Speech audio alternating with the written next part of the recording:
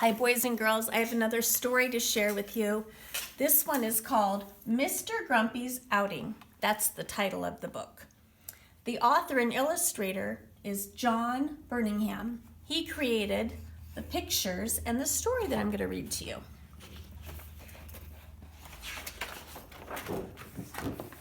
This is Mr. Grumpy.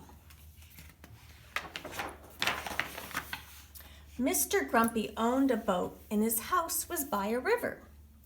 There he is in his boat. That must be his house.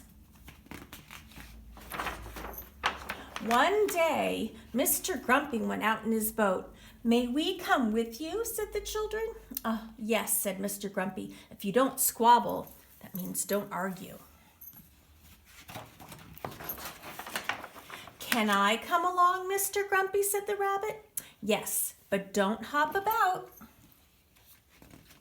It looks like a nice friendly rabbit. "I'd like a ride," said the cat. "Very well," said Mr. Grumpy, "but you're not to chase the rabbit."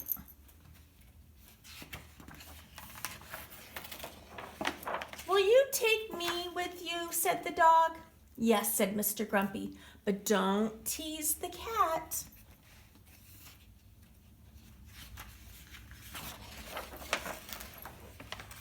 "May I come, please, Mr. Grumpy?" said the pig. "Very well, but don't muck about." That means not to move around. And I like the way he said please. That was very nice. "Have you a place for me?" said the sheep. "Yes, but don't keep bleating."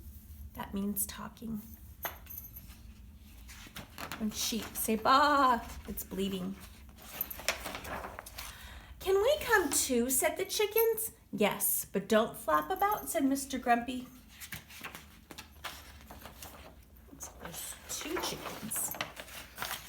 "Can you make room for me?" said the calf. "Yes, if you don't trample about." Do you remember a calf is a baby cow? "May I join you, Mr. Grumpy?" said the goat. "Very well, but don't kick."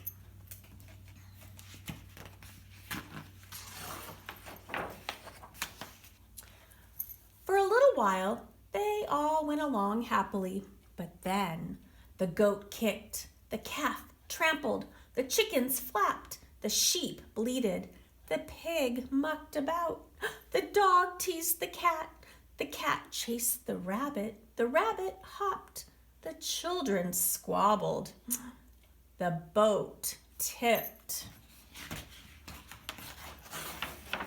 and into the water they fell. Oh dear, there's Mr. Grumpy and the children. And let's see, there's the rabbit and the chickens and the calf and the sheep and the cat and the goat. There's the pig. Then Mr. Grumpy and the goat and the calf and the chickens and the sheep and the pig and the dog and the cat and the rabbit and the children all swam to the bank. That's the edge of the river where the land is. And climbed out to dry in the hot sun. "We'll walk home across the field," said Mr. Grumpy. "It's time for tea." Oh, there they are. They're all following him. They're walking in such a nice straight line.